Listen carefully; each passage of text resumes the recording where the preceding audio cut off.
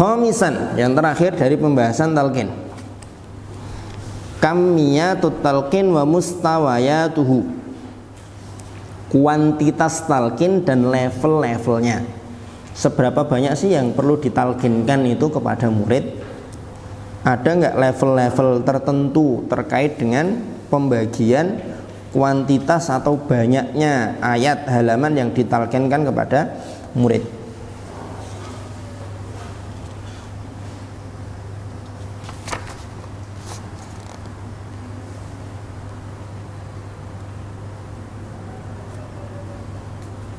Yang pasti, ini tidak saya bacakan ya, itu nanti antum baca sendiri. Kalau ada kosakata yang antum tidak tahu nanti antum tanyakan. Intinya gini, jadi paragraf setelah khomisan itu sampai halaman 58 sebelum yang dicetak tebal, itu intinya gini. Jadi talqin ini kan membawa makna ittiba tadi itu. Ittiba kepada Rasulullah, bagaimana Rasulullah menerima dari malaikat Jibril, bagaimana Rasulullah menyampaikan kepada para sahabat. Yang gitu. Nah, kalau kita kasih porsi terlalu banyak, kasihan murid yang ininya kurang. Kita tidak menyalahkan ininya karena masing-masing orang memang ininya beda-beda kan? Ya kan? Beda-beda kan rambut kita kan? Ini beda-beda. Kalau terlalu sedikit juga kasihan. Kasihan yang ininya lebih. Padahal sebenarnya dia bisa lebih. Karena kita kasih sedikit, akhirnya dia tidak berkembang, kan? Dan ini menjadi problem memang di banyak tempat. Tidak hanya di bidang tahfidz, di bidang yang lain pun sama. Satu kelas isinya buahnya ada 30 atau 40, kemudian disamakan, semuanya disamakan. Kasihan yang sebenarnya punya kemampuan lebih bisa melejit, kasihan yang terlalu rendah, bagi dia terlalu banyak. Kan gitu. Kalau di NQ standarnya satu lembar satu hari, satu lembar ya, minimal satu lembar kan, harusnya kan sehari minimal satu lembar. Karena kita sudah hitung-hitung dengan durasi yang ada, dan sebenarnya seleksi itu diantara fungsinya memastikan bahwa kualitas input kita itu mampu 3 semester hatam. Sebenarnya seperti itu. Nanti di banyak tempat pun akan sama seperti itu. Cuma ya memang namanya seleksi itu ada banyak faktor X-nya. Nanti juga pasti antum akan ngalami lah, ada banyak faktor X lah, faktor pengaruh keluarga, faktor orang dalam, orang luar, orang tengah kan? Orang atas, orang bawah kan? Yang pasti bukan orang hutan lah. Tapi ada banyak faktor. Dan it's okay, tidak masalah, yang penting para gurunya, orang yang mengelola siap, itu tidak masalah, kan gitu. Itu jadi intinya pengantar beliau di sini adalah bahwa itu tadi, jadi tidak terlalu banyak, tidak terlalu dikit. Dan memang Al-Quran pun diturunkan juga berangsur-angsur sesuai dengan peristiwa, sesuai dengan pertanyaan. Sedikit dihafal, diamalkan, dipelajari lagi, dihafal, diamalkan, kan gitu. Nah, paragraf atasnya wa anihi. Nah, saat kita baca satu paragraf wa anihi, berdasarkan itu maka la tajidu, kamu betul-betul akan mendapati dimnal halqatil wahidati, dalam satu halakoh itu tafawutan ajiban, ada keragaman yang begitu unik, mengagumkan. Fi taqatil hifdi, kaitannya dengan kemampuan menghafal. Ketemu enggak? 58 itu, paragraf ketiga. Bainat tulab, di antara para murid. Wa huwa amrun tabi'in la gharabata fi, dan itu lumrah, wajar. Bukan sesuatu yang kita harus anggap sebagai wah kok ngene ya jebule ngaku halaqah. Ada santri yang 20. Tapi kalau ngafal setorannya 2 lembar, 3 lembar, kadang 5 lembar. Tapi 2 berkepol di halaqah ya turu wae. Bar stor turu. Tapi mending tidurnya di halaqah ya, daripada habis setoran izin tidur di kamar ya. Swaduk ya.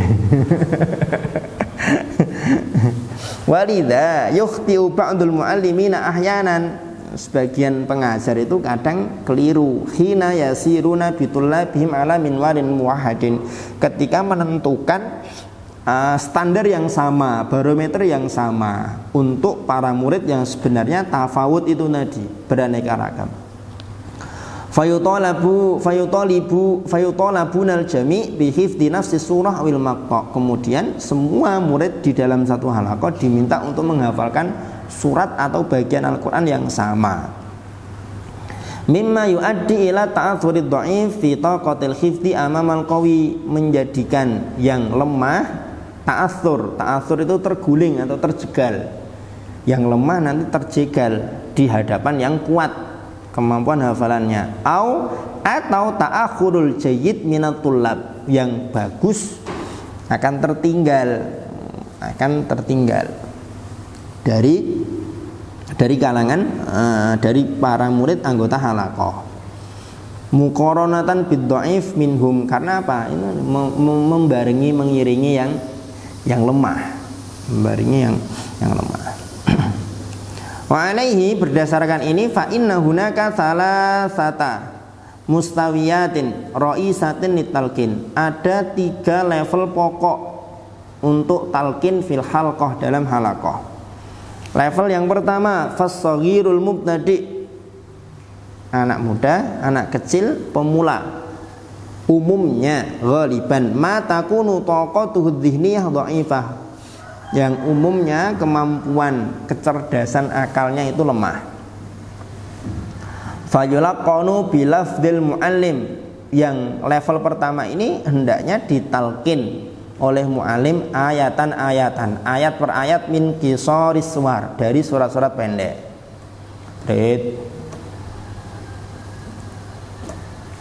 Wala yukallafu bi hifdzi aktsar min suratin minha, jangan atau tidak dibebani untuk menghafal lebih dari 1 surat fil marratil wahidah, dalam 1 kali pertemuan atau 1 kali kesempatan. Ini level yang pertama.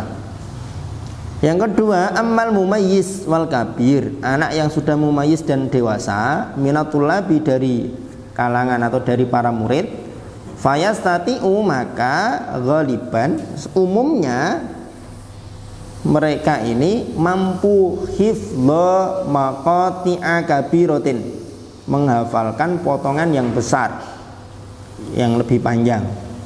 Qad tasilu, kadang sampai pada ila safhatin kamilatin, 1 halaman utuh sempurna, au aksar, atau lebih bahkan, yaumiyan, sehari-hari. Dalam sehari itu umumnya bisa 1 halaman bahkan lebih. Fahada aidan yu'ta ma yatanasabu wa taqatal hifdzi ladaihi, yang golongan ini juga diberi porsi yang sesuai dengan kemampuan hafalannya. Kalau sebenarnya dia mampu 1 halaman, kita kasih cuma setengah halaman kan gitu.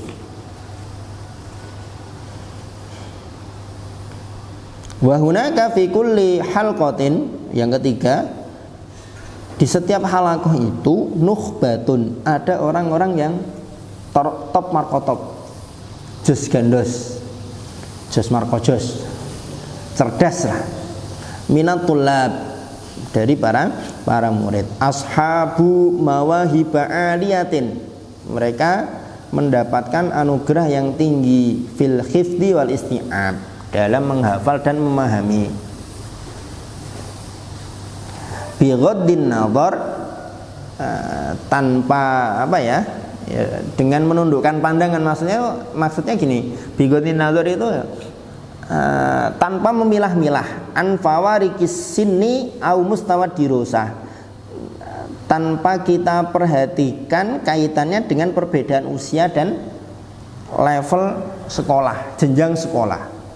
Kadang itu ada anak SD baru kelas 4, tapi kemampuan hafalnya malah juos, kan gitu. Sebaliknya ada yang sudah dewasa tapi malah kemampuan hafalnya rendah. Fa'alal muallim, maka kepada seorang guru, ayatanabbaha ila darurati ijadi mustawa tsalits litalqin yatanasabu wa taqata haula, memperhatikan pentingnya ada level yang ketiga dalam talqin ini. Mimma yusimu fi taqaddumihim ayu akidu tafawuqahum wa yuskilu mauhibatahum, ya. Intinya sehingga apa, guru itu bisa memaksimalkan potensi dia. Jadi satu halaqah itu yang level 3 siapa, kan gitu, sehingga nanti bisa dimaksimalkan betul, kan gitu. Kalau saya pribadi biasanya tidak saya bedakan mau level 1, 2, 3, pokoknya besok jian ya, guyub, ayo maju, belum siap tat, minggu depan ya, insyaallah tat, minggu depan, ayo maju, udah, belum siap tat. Ya, masing-masing musyrif punya caranya sendiri-sendiri. Nah, kemudian berikutnya yang terakhir, sebelum terakhir. Qiyasu taqatil hifdzi lada thalib. Oh ya, terakhir berarti ini betul. Ukuran kemampuan hafalan murid. Hafalan murid. Tadi kan berarti artinya apa? Kita harus tahu kemampuan murid, kemampuan santri. Nah, sekarang langsung ke kaifiyah. Bagaimana cara mengukur kemampuan hafalan murid atau santri? Ayatlubal muallimu min tullabil halqah hifdza maqta'in muayyan. Semua anggota halaqah diminta untuk menghafal potongan halaman yang sama. Misalkan setengah halaman atau seperempat. Au safhatin wahidah atau satu halaman penuh. Yuhaddiduha fi zamanin qiyasi. Kemudian diberi kemudian guru menentukan durasi tertentu. Muddatuhu, durasinya misalnya asyru daqa'iq. Semuanya mungkin pertemuan pertama perdana semuanya buka halaman 298. Buka 10 menit semuanya hafalkan satu halaman itu. Aw hasbama yarahu munasiban, atau mungkin ya durasi tertentu yang dianggap sesuai dengan kondisi, situasi dan lain sebagainya. Kalau kita diseleksi kan biasanya waktunya berapa? 1,5 jam ya, 90 menit.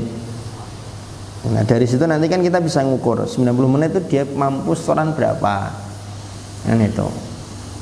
Atau setelah selesai kesempatan menghafal itu kan kita kasih tahu besok pagi pada subuh setoran surat ini, ayat ini sampai ini. Biasanya kita kasih dua lembar. Kan? Kita kasih 2 lembar, waktunya 24 jam. Nah, besok kita lihat dia bisa store berapa. Bisa store satu lembar. Oh, berarti dia rata-rata sesuai dengan target di sini. Satu hari bisa 1 lembar. Kok sehari bisa 2 lembar lancar? Ya berarti ini kayaknya nanti semester 2 paling sudah datang, kan gitu. Wa indantiha il wakti, ketika waktunya habis yang 10 menit atau berapa tadi sesuai dengan yang dipandang baik oleh guru, saya jidul muallimu, guru akan mendapatkan annatullah baqat tamayyazu fi quwwatil hifdzi bi syaklin tilqai.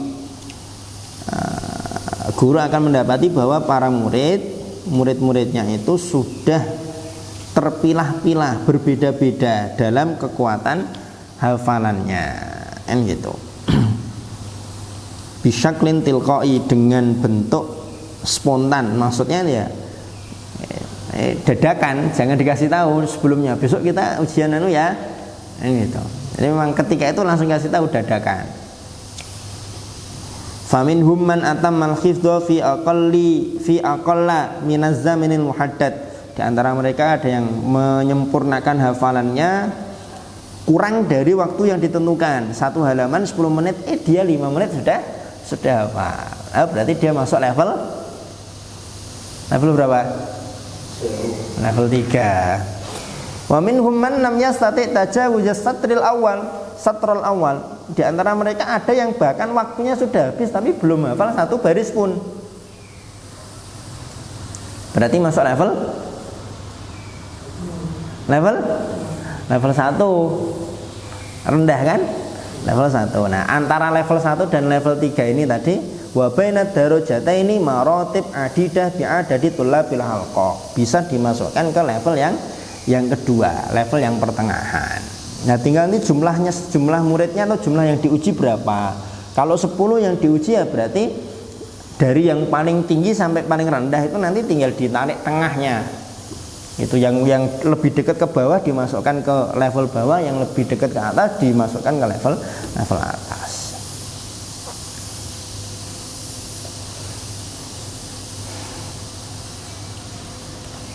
Tapi sebagai catatan, antum lihat footnote itu. Footnote nomor 1 halaman 60. Yang bagi at-tanabbuh, seyognyanya diperhatikan ila anna hadal ikhtibar, bahwa ujian semacam ini qad la yu'ti, terkadang tidak memberikan nataija hasimah wa qat'iyah, hasil atau nilai-nilai yang pasti. Nilai-nilai yang pasti. Kenapa? Karena bisa jadi ketika itu ada banyak faktor kenapa kok dia ngafalnya cuma dapat sedikit. Ya kan? Waktu, kondisi, lingkungan, situasi, kondisi emosional, psikologi dan lain sebagainya. Kan gitu.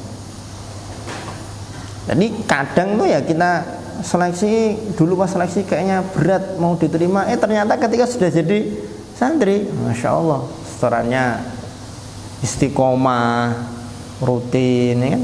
Kadang ada yang seperti itu. Kadang ada juga kita dapati ketika seleksi itu mantap, pas sudah diterima jadi santri, adalah ada bahasa orang Jepara ya, bahasanya orang Solo, adalah jebul ternyata kan.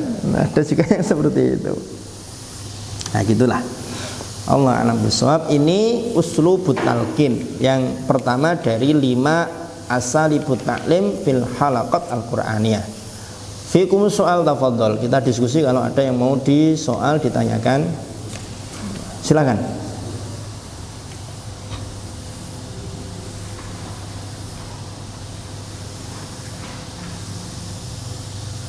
Mafi? Udah jelas? Udah jelas atau sangat nggak jelas sehingga nggak bingung mau nanya yang mana karena nggak jelas semua?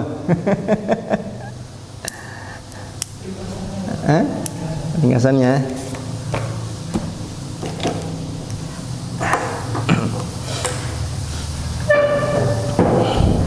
ringkasan mabhas yang kedua, pasal 1 ya, pasal 1 asalibut ta'lim.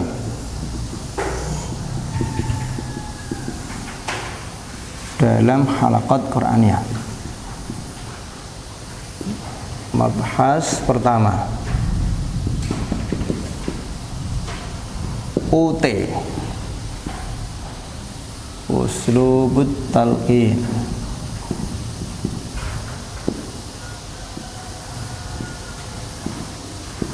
Definisi hukum.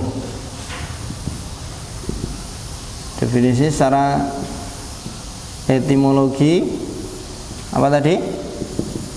At-tafhim. Terminologi apa tadi? Guru baca, murid nirukan. Intinya kan ini kan, tujuannya membenarkan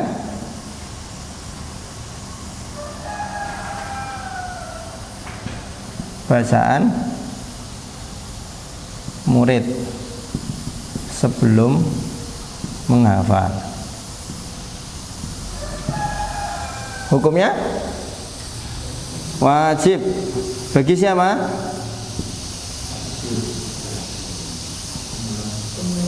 Anak kecil, pemula.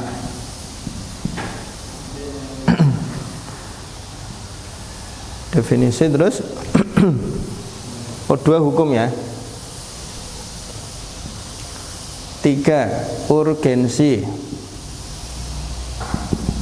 1 ittiba. Saya terus ittiba ya, tapi nanti kalau ada soal antum harus bisa jelaskan maksud dari ittiba ini apa. Iya, ittiba mengikuti. Maksudnya ittiba ini apa? Mengikuti apa? Bukan mengikuti bacaan, mengikuti cara malaikat Jibril menyampaikan wahyu kepada Rasulullah, mengikuti cara Rasulullah menyampaikan Al-Quran kepada para sahabat. Ini ittiba. Jangan cuma mengikuti, harus bisa menjelaskan nanti. Yang kedua, menambah kepercayaan murid kepada guru. 3, menghapus sekat penghalang murid dan guru untuk istifadah. Istifadah itu apa sih? Belajar, mengambil faidah.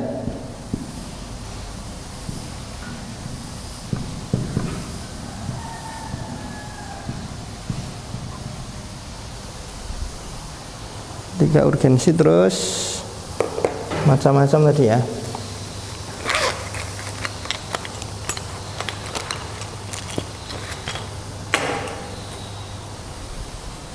Empat.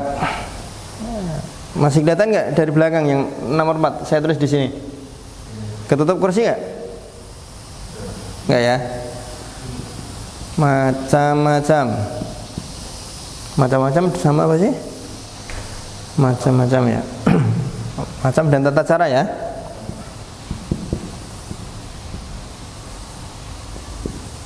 Jama'i. Caranya cuma satu. Guru baca, murid nirukan. Boleh juga pakai kaset ya, yang ini. Terus fardi. Fardi ada 3 cara. 1, guru baca di luar halaqah. Maksudnya bahasanya gimana ya? Bukan di luar halaqah sebenarnya. Ya, di dalam halaqah tidak masalah sebenarnya, tapi tidak bareng-bareng.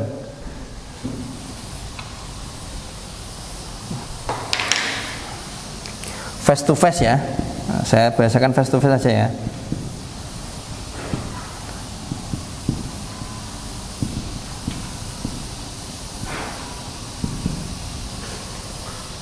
Guru tashih, membenarkan maksudnya tashih itu. Yang kedua, langsung murid baca, guru tashih. Yang ketiga, murid nyimak audio MP3 atau kaset, membenarkan sendiri.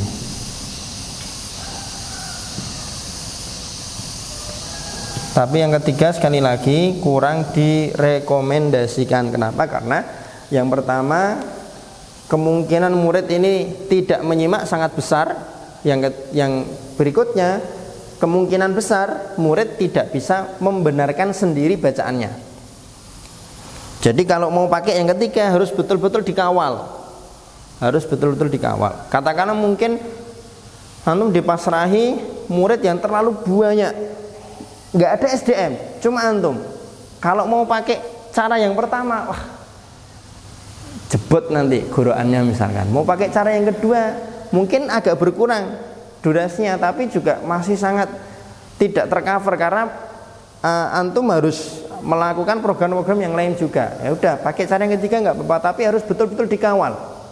Betul-betul dikawal, dicek, disuruh buktikan, kalau perlu disuruh baca biar bisa memastikan bahwa bacaannya sudah baik. Terus yang kelima apa? Yang kelima itu kuantitas dan level.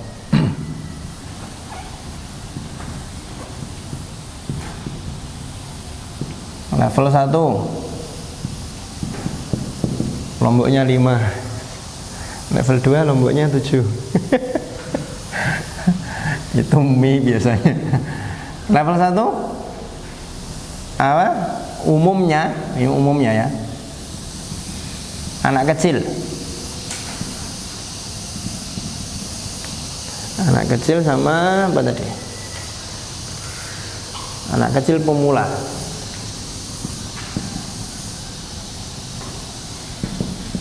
Lemah. Lemah kekuatan hafalan maksudnya, bukan lemah. Tulis saja lah daripada nanti salah paham. Ini berapa?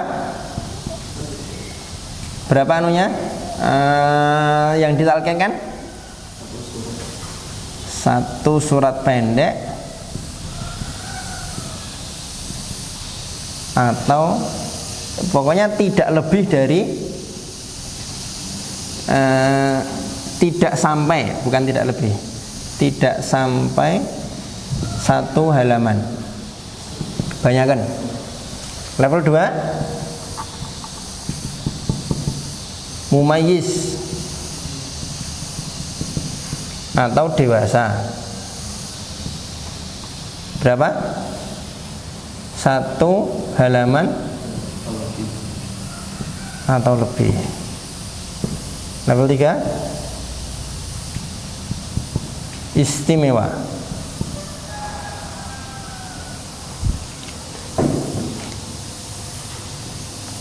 Istimewa ini ya disesuaikan, dioptimalkan potensinya.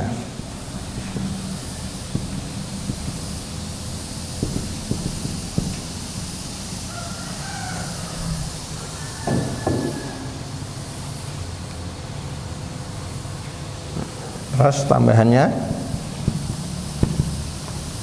ujian atau mengukur ya.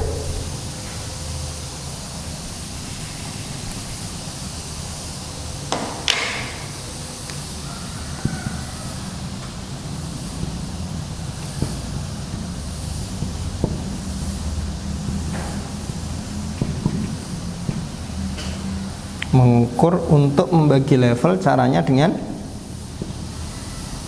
kecepatan atau kemampuan menghafal. Langkahnya gimana? 1, tentukan yang mau diujikan, halaman atau surat. 2, tentukan durasinya. Contoh 10 menit dan lain sebagainya. Yang ketiga, setoran dan pencatatan. Jadi harus ada format pencatatannya. Harus ada format pencatatannya, kemudian tertulis, terdata. Uli 10 menit berapa, Dimas 10 menit berapa, Rocky 10 menit berapa, dan lain sebagainya.